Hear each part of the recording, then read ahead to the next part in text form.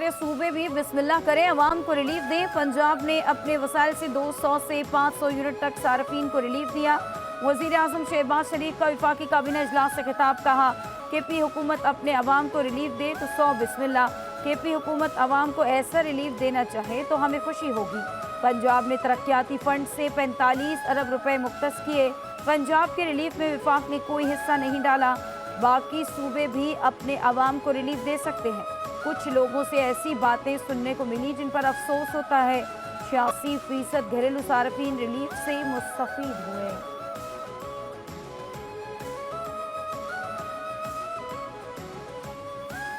कराची में कारसाज ट्रैफिक हादसे में जाँ बहक, बाप बेटी आहों और सिस्कियों के साथ सुपुर्द खाक।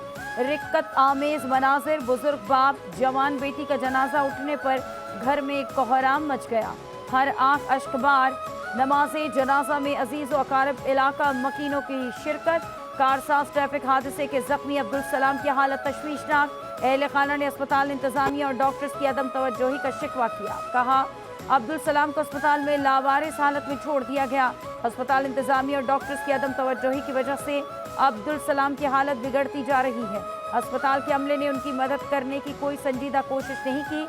हादसे की जिम्मेदार खातून को प्रोटोकॉल फराहम किया जा रहा है।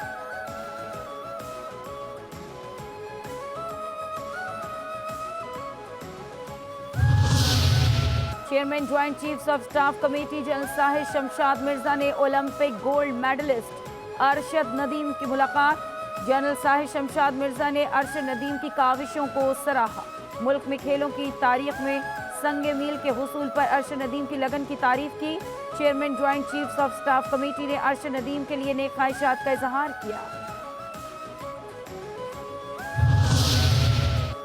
पाकिस्तान का शाहीन 2 बैलिस्टिक मिसाइल का कामयाब तजर्बा। ISPR के मुताबिक जमीन से जमीन तक मार करने वाले शाहीन 2 बैलिस्टिक मिसाइल का तकनीकी जायजा लिया गया। स्ट्रेटेजिक प्लान डिवीजन के सीनियर अफसरान इंजीनियर्स ने तजर्बे का मुशाहिदा किया। DGSPD ने कामयाब तजर्बे पर साइंसदानों इंजीनियर्स की कारकर्दगी को सराहा। सदर वजीर आजम और असकी क़यादत की कामयाब तजर्बे पर मुबारकबाद।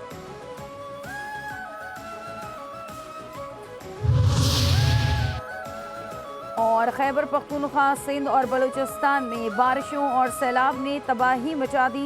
मस्तूंग, लजबेला, योब, ज़ियारत, डेरा बुगटी, हबकिला अब्दुल्ला, कल्लात, सिब्बी, खुजदार मुतासिर। सैलाबी पानी में बहने और आसमानी बिजली गिरने से 9 बच्चों और खातून समेत 19 अफराद जाँ बहक, 10 बच्चों समेत 11 जख्मी। मुख्तलिफ अजला में 6 पुलों को नुकसान पहुँचा। आसमानी बिजली गिरने से 131 मवेशी भी हलाक हुए। 31 किलोमीटर तवील सड़कों और 1 हेल्थ यूनिट को भी नुकसान पहुंचा।